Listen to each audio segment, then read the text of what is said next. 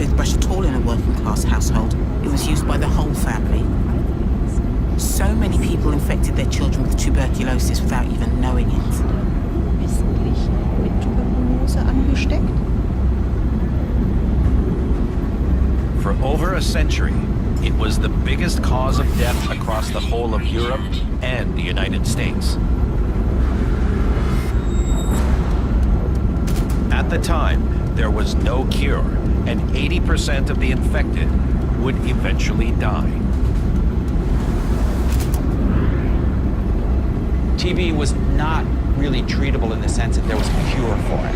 What people tried to do was create a healthier environment for people with tuberculosis. And the idea was, it's a lung disease, it has something to do with air. Let's get them out of the city, out to where there's fresh air, dry air. It was very common for rich people to be able to get sent off to one of these hospitals in some lovely mountainous setting. But many of the victims of tuberculosis weren't affluent. They couldn't afford that.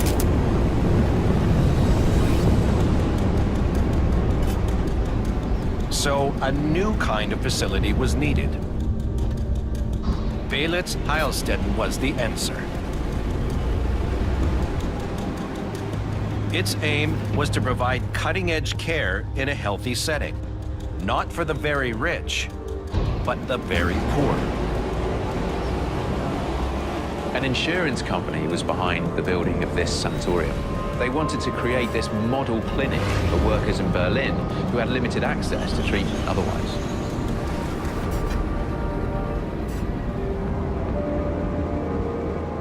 But would it work? Would a patient coming from the squalor of Berlin actually be helped in a sanatorium like this? For people who lived in very crowded conditions, they were, many of them, factory workers. They didn't have a lot of money. They might not have had a lot of people at home who could take care of them in their sick condition. So to be able to go to this lovely retreat, even as their prognosis for getting better wasn't that great, it must have seemed like a kind of blessing.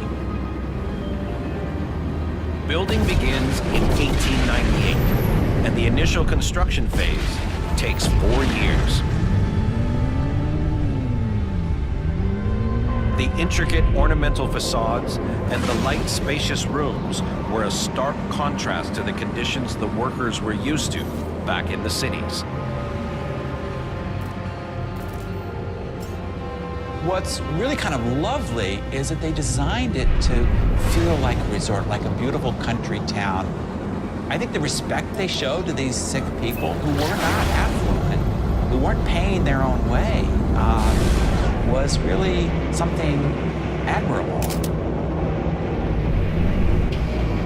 But with the threat of World War I looming, there was a dark secret that lay at the heart of this generosity.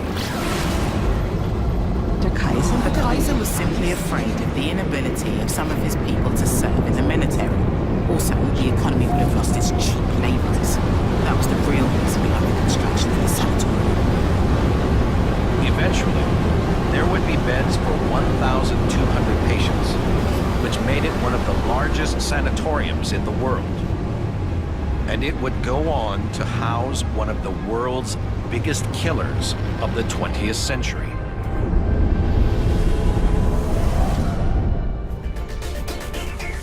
So who was Baylitz's most infamous patient? And why was this cutting-edge facility abandoned? With the Papa John's extra large pizza, you can share it with more people you love, and people you like, and maybe even people you just met, but you have a really good feeling about them. For just $10, enjoy an extra large 2-topping pizza and add a 2-liter Pepsi for just $2 more. Take the floor somewhere unexpected. Everything you need is at your fingertips. And at the Home Depot, on-trend styles with innovations to make it pet-proof, make it life-proof, make it waterproof, make it beautiful. The Home Depot has everything you need to make it yours. Get free installation on carpet $699 or more. The Home Depot, more saving, more doing. We've transformed this home to show the new Keurig K-Cafe brewer makes any house a coffee house. Just pop that in for a coffee, or brew a shot, and froth milk for a latte or cappuccino. Easy peasy. Now she's a barista. I'm so frothy. A little piece of heaven. Thank you, but how's the coffee? Ron, something's going on at Schwab. Oh, really? Thank you. Clients? Well, J.D. Power did just rank them highest in investor satisfaction with full-service brokerage firms. Again. And online equity trades only $4.95. I mean, you can't have low cost and be full service. It's impossible. It's like having your cake and eating it too. Ask your broker if they offer award-winning full service and low costs. How am I going to explain this? If you don't like their answer, ask again at Schwab. Schwab, a modern approach to wealth management. Sunday. The Kraken was the sea creature which gave people nightmares. The hunt for the Kraken dives deep 99% of the seabed is still unexplored. into the past It explains some of the stories, but not all of them. and our own minds. Mythical stories, especially of sea monsters, were used as a form of social control. The Kraken reflects our lack of knowledge of the sea. Mythical beasts. The Kraken awakens. All new Sunday at 10 on Science. Be afraid. Very afraid. We're back! Unhoused war. 6 teams of pumpkin carvers, bakers, and sugar-honest paddlers outsmoke the judges. Whose creations are doomed? Are you kidding me right now? And who will get out alive? All new Halloween Wars. Sunday night at 9. Only on Food Network. My longtime client Mark asked me to help his daughter. Abby took a job in Chicago and wanted financial advice. We talked about her goals and set up a savings strategy so she can enjoy life now and start planning for tomorrow. I'm looking forward to working with Abby and helping her reach her goals, like I've been doing with her dad for years.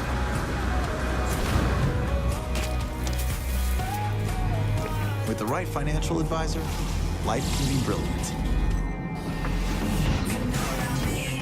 Make it underwater. Make it aerial. Make it with force. Make it defy physics. How is this even possible? You make it, we explain it. I love this clip. I can watch it over and over. I love everything about it. Outrageous Acts of Science. New season, Wednesday at 10 on Science.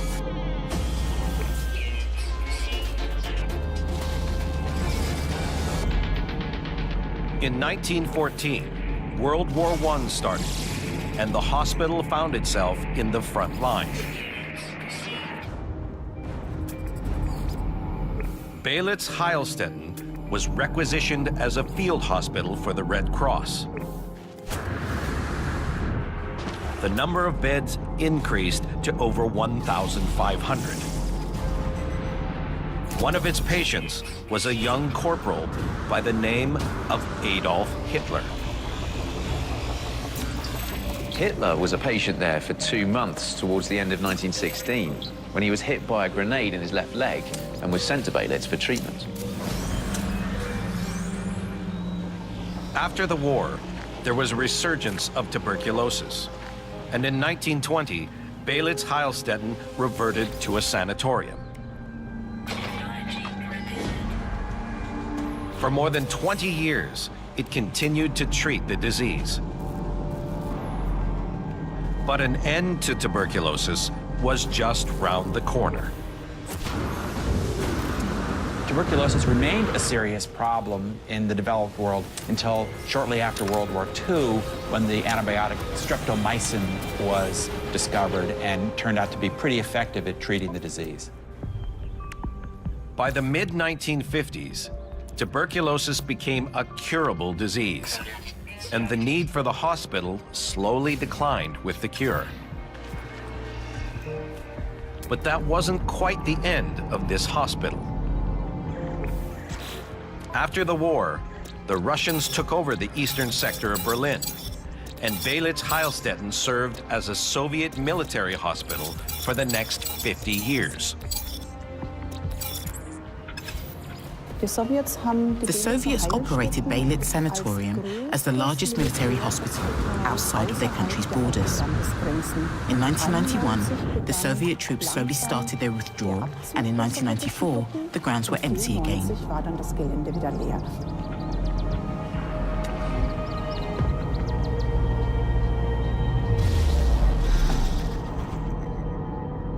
Today, this once vital hospital is a ghostly shell. The disease it was built to beat, now a footnote in history. Or is it?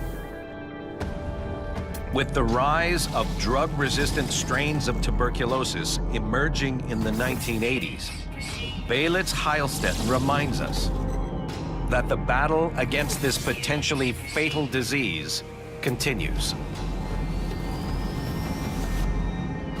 The size of the epidemic of tuberculosis in the early 20th century was large. Its impact was felt wide through Europe. Sites like Belitz help us remember that, and with the onset and increase of modern tuberculosis, perhaps it's a really good reminder of the seriousness of the disease.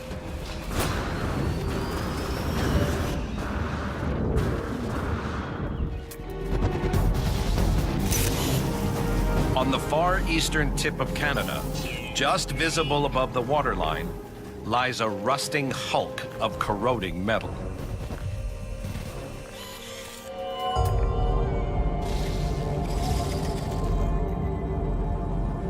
It's almost like this monster of the deep. But why is this Leviathan being gradually reclaimed by the sea? It lies in a forgotten cove off the coast of Newfoundland. This partially submerged structure has such mystery around it, and that is compounded by where it sits in this completely idyllic setting. This weird sort of assemblage of junk of rusty steel. One chunk of it you can recognize as some kind of modern trawler or something parked alongside. But what it's next to is like an exploded factory. It just doesn't belong there. Only some of its structure is still visible. The rest is completely submerged. It's so devastated, so destroyed, it's hard to believe there's any other reason for that level of destruction other than some major cataclysmic event. These are the remains of HMS Calypso. Once one of the most technologically advanced ships in the British fleet. Now abandoned, rotting in the water.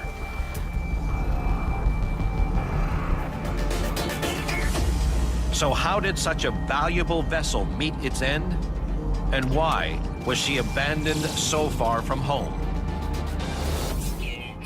Sunday. The Kraken was the sea creature which gave people nightmares. The hunt for the Kraken dives deep 99% of the seabed is still unexplored. into the past It explains some of the stories, but not all of them. and our own minds. Mythical stories, especially of sea monsters, were used as a form of social control. The Kraken reflects our lack of knowledge of the sea. Mythical beasts. The Kraken awakens. Sunday at 10 on Science.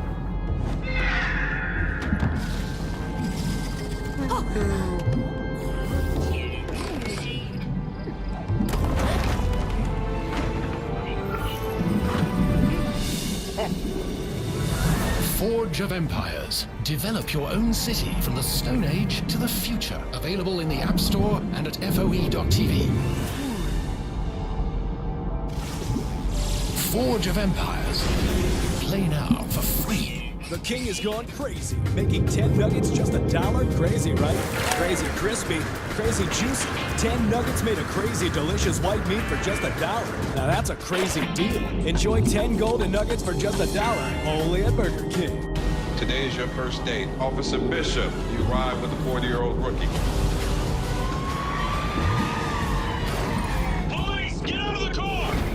Seriously? The Rookie premieres tonight, 10, 9 Central on ABC. This is my body proof. Proof of less joint pain. And clearer skin. Proof that I can fight psoriatic arthritis. With Humira.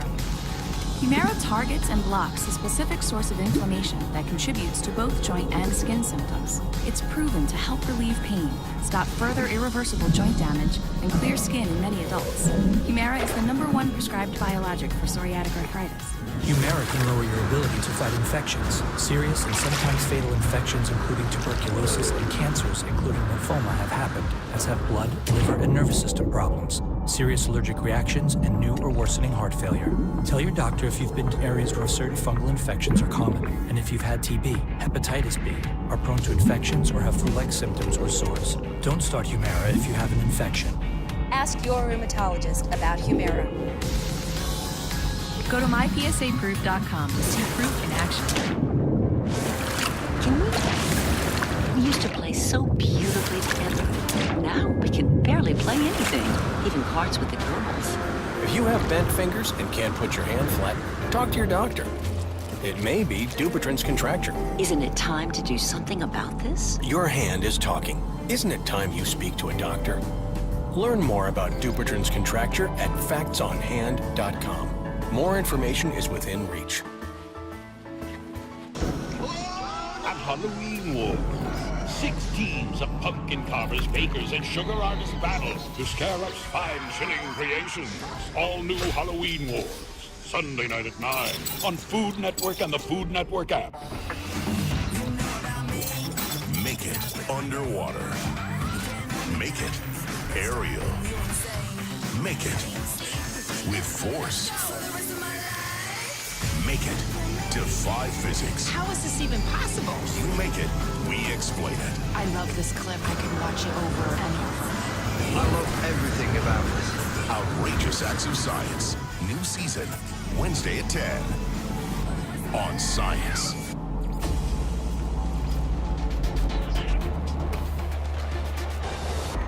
Lying in a forgotten cove off the coast of Newfoundland is the puzzling wreck of HMS Calypso. But how did the ship sink? And why did it end up in this Canadian backwater?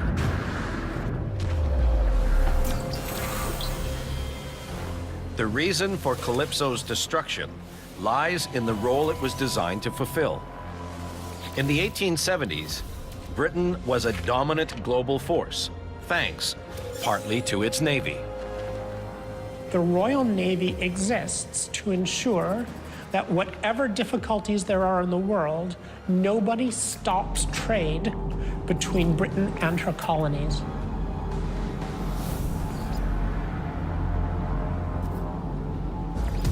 Designed to fight competing European powers and pirates in the far corners of the globe, Calypso's design was a quirky combination of sail and steam.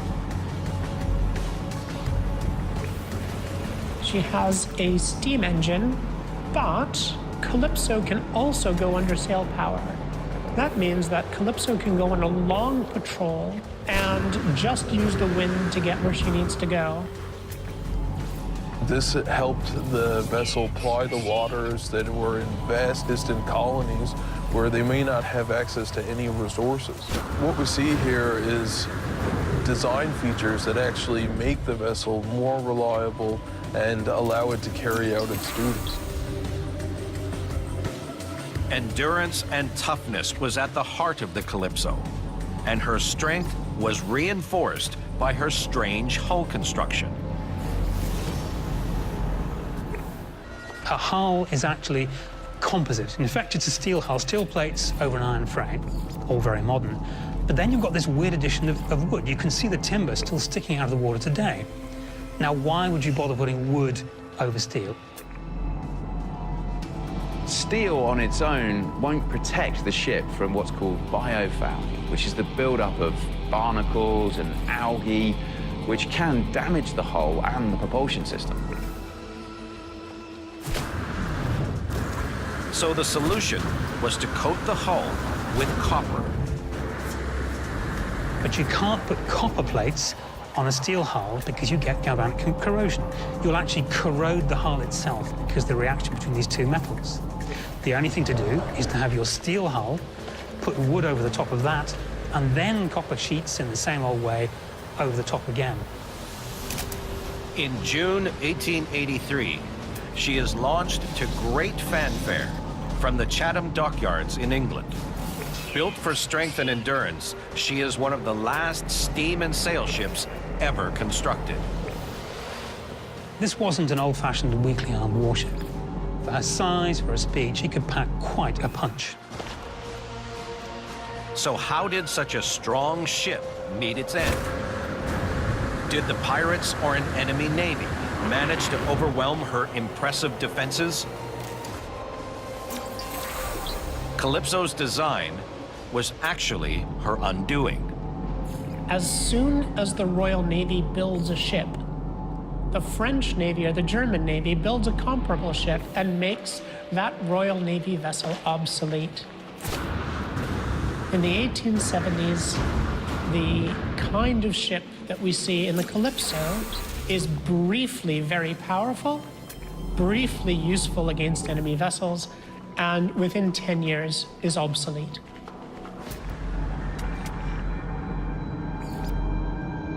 In 1902, she was sent across the Atlantic to become a training ship for the Newfoundland Royal Navy Reserve. 60 years later, the decision was made to scrap her. In 1968, it was finally decided that the vessel should be abandoned. It was towed to a small cove outside of Embry, Newfoundland, and it was burned to the waterline.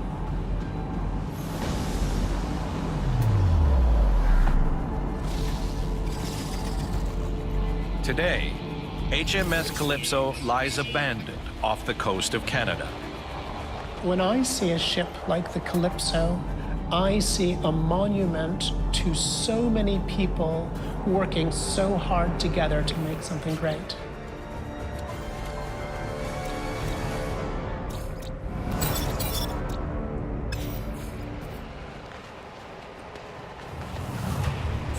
A symbol of the American dream left rotting in the Amazon jungle. Hang on, what the heck is this doing here? Concrete structures scattered across a forest in Europe. Who needed to build something so well protected? A fortified corridor of death stretching for miles across Germany. To keep their country existing, they had to turn the entire country into a prison. Once, they were some of the most advanced structures and facilities on the planet, at the cutting edge of design and construction. Today, they stand abandoned, contaminated, and sometimes deadly. But who built them, and how? And why were they abandoned?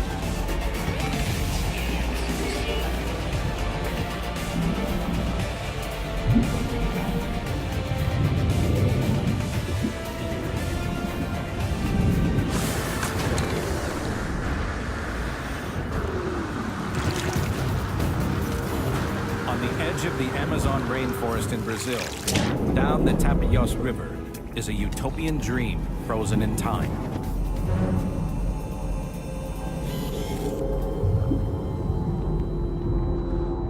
$2.5 million acres of this hilly, rocky, and infertile land was once its own sovereign state run by a foreign corporation. Imagine going down the Brazilian River and you come to this site and you see these abandoned buildings, and all of a sudden you come across a purely American fire hydrant. You'd be quite surprised to see Cape Cod cottages, swimming pools existing in the middle of Brazilian jungle. It would be quite a stark contrast. Towering above these houses is a 164-foot iconic water tower that dominates the landscape. This is some kind of movie set.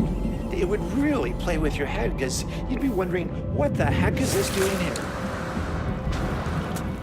Who built this replica American Midwestern town in the middle of the Amazon rainforest?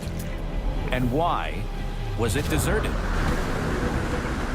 The roots of this town can be traced back to the technological revolution at the dawn of the 20th century. The global expansion of the motor industry is hampered by the British monopoly on rubber. Nowhere is this felt more than in America. Henry Ford, the father of the affordable motor car, has a vision for his empire: to make it self-sufficient. But how can Ford obtain enough rubber at a decent price to sustain his automobile company? Henry Ford is the consummate businessman. He's producing cars. Cars require tires, and rubber's expensive. So he has this idea: I'm not going to pay high prices for rubber. I'm going to cut out the middleman and create my own rubber factory, because after all, it grows on trees in the Brazilian rainforest. The solution lies over 3,000 miles away from the car plants of Michigan, amongst the rubber trees of the Brazilian jungle. This is Henry Ford's American dream, a home away from home, Fordlandia. Everyone knew that Henry Ford thought big. That was his reputation. So when he sets out to build a factory, no one's surprised when he actually says, no, I'm going to build an entire town. The purpose of building the town there would be to create a rubber tree plantation in which a large concentration of rubber trees could be cultivated and farmed as a cheap source of rubber for tires. In 1929, Ford starts his ambitious plan to build the largest rubber plantation in the world that will meet the growing demands of his automobiles. But will Ford's desire for an exclusive source of rubber from the Amazon actually work? Will Fordlandia be a success? Fordlandia was actually quite large for its location. It housed over 2,000 people, had a dance hall, a hospital, almost as if you took an American city and plopped it down in the middle of the Brazilian jungle. It was quite a vision. Imando de Souza Lisboa lives here in Fordlandia and is familiar with the mechanical beating heart around which the town used to revolve. This was a factory warehouse, a sawmill, a workshop. They also generated electricity here for the town. It was the center of the whole thing. This sprawling plantation, the size of Connecticut, boasts many of the benefits enjoyed by Ford's workers back in America. But can this outpost of American engineering take root in the middle of the rainforest? Can American values and work ethics succeed so far from home? To make sure it works, Ford does more than build a city. He creates an independent state geared towards rubber extraction. So the extraction of latex from rubber trees is very interesting. Over the course of the day, the latex will rise up into the tree. So the workers would have to go out early in the morning when the latex was very low, tap the tree, extract it. The liquid latex is then mixed with diluted acid, which coagulates to form rubber slabs that are pressed through rollers, removing excess water. Today, the traces are all but gone. But once, these factories were set up to process thousands of tons of rubber a year. So, what happened to this strange place? The achievement that Henry Ford reached with the Brazilian government would be that Fordlandia was almost a sovereign state within a sovereign state, that no intervention would occur, and they would have almost carte blanche to run the town as he saw fit. This might be a classic case study in cultural insensitivity. Henry Ford looks and sees what is working in America, and I'm going to superimpose that in Brazil. Exporting mainstream America to the Brazilian jungle starts to cause problems. The discipline was military style. Everything was very strict, very disciplined. They were not allowed to drink alcohol. They were expected to garden, attend regular square dances, eat specific food. Completely alien to the people that were living in Fordlandia. And guess what? Doesn't turn out so. trouble is brewing deep in the Amazon rainforest. Could an uprising amongst the workers end Henry Ford's utopian dream? Sunday, The Kraken was the sea creature which gave people nightmares. the hunt for the Kraken dives deep 99% of the seabed is still unexplored. into the past. It explains some of the stories, but not all of them. Mythical stories, especially of sea monsters, were used as a form of social control. The Kraken reflects our lack of knowledge of the sea. Mythical beasts, the Kraken awakens. All new Sunday at 10 on Science. Mondays on Science are out of this world. Take a voyage into the unknown and unravel the mysteries of the cosmos. It sounds like science fiction, but it's science reality. Monday nights are Space Nights starting at 8, featuring all new species in the secrets at 10 on Science.